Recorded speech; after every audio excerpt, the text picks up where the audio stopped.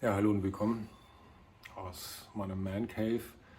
Ich will euch heute ganz gern mal zwei Maschinen vorstellen, die ich in den letzten 4 Jahren, denke ich mal, gebaut bzw. restauriert habe. Es sind zwei Speed Triples. Viel Spaß dabei.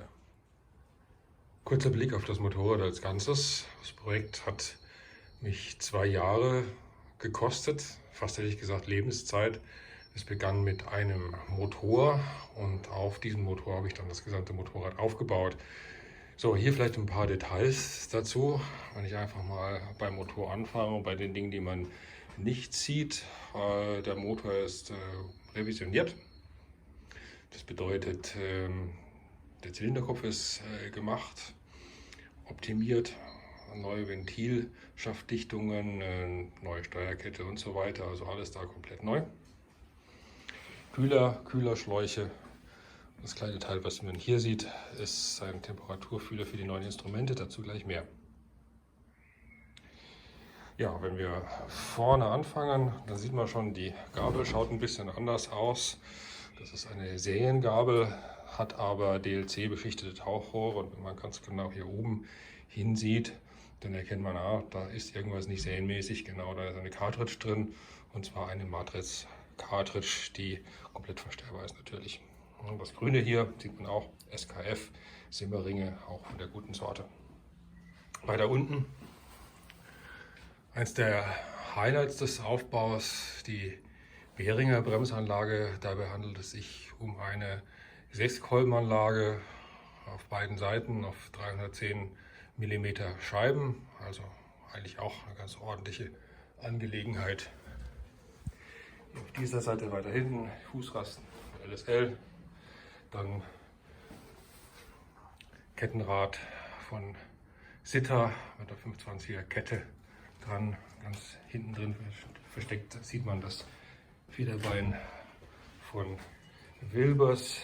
Sind hier auf der anderen Seite jetzt mal die Felgen, da sieht man schon, das ist auch nicht serienmäßig, das sind PVM Y5 Felgen. Hier der Endschalldämpfer Blue Flame natürlich zugelassen.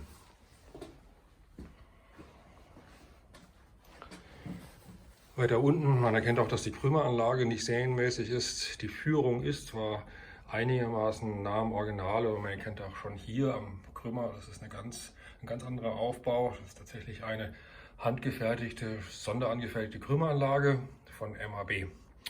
Und die ist natürlich aus Titan. So, Titan ist das Stichwort eigentlich für die Maschine. Das heißt fast alles hier. Ich schaue gerade mal auf die Motorhaltebolzen. Hier oben auch. Das ist aus Titan.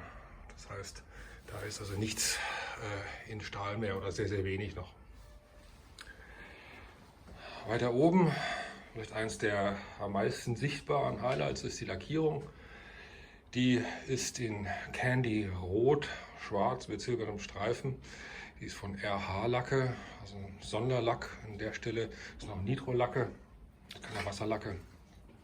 Man sieht, also hat einen sehr, sehr schönen tiefen Glanz. Sitzbrötchen ist neu aufgebaut, hier in München von der Sattlerei Sam. Das heißt auf der Bodenplatte aufbauend 3 Schichten Kunststoff, das sagt man nicht, man sagt Schaumstoff mit Wildleder, Stickerei. Und dann hier oben zum Schluss noch die Instrumente, die kommen von Speedhut. Die sind hier, ja, ein Custom Shop, sage ich mal. Das ist alles neu eingebaut. Und man sieht auch an der Wasseruhr hier unten, dass die einen wesentlich größeren Anzeigebereich hat. Schaut also sehr, sehr schön aus. Die braucht natürlich auch einen anderen Temperaturgeber. Deswegen ist der auch da auf der anderen Seite eingebaut. Genau. Hier oben noch die Bremspumpe von Behringer. Ja, und ich denke, im Großen und Ganzen war es das auch. So, erstmal die Totale. Also man sieht, der Unterschied ist natürlich der Lack. In dem Fall habe ich mich entschieden für ein Candy Orange mit einem tiefen Rot. Fast ins Bräunliche gehen mit dem goldenen Streifen. Die Siziliare-Fans werden natürlich sofort wissen, aha, das ist orientiert an dem ganzen Lola aus den Sizilianern, die Renner. Genau, das war die Idee. Ansonsten der Aufbau der Maschine ist nahezu identisch wie die rote mit ein paar ganz kleinen Unterschieden. Fange ich damit mal an. Also die Fußrasteranlage an der Stelle ist eine Rizoma. Die gibt es tatsächlich nicht mehr. Das war wohl eine der letzten, die ich bekommen habe für die Maschine.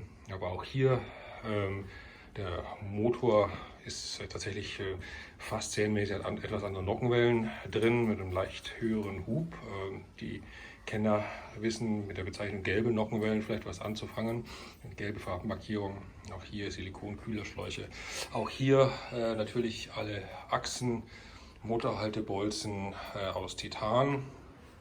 Vorne haben wir auch wieder bei dieser Maschine eine Matriz Cartridge in DLC Tauchrohren mit den Standard Außenrohren. Auch hier eine Behringer 6-Kolben-Bremsanlage auf beiden Seiten, diesmal in schwarz und nicht in silber. Irgendwo müssen die Unterschiede ja sein. Genau. Auf der anderen Seite sieht man, wenn ich nicht über meinen Montageständer stolpere, ein bisschen deutlicher auch die Titan-Krümmeranlage. Auch hier fast ähnlich, fast gleich wie bei der anderen. Eine handgefertigte Titan-Krümmeranlage von MAB.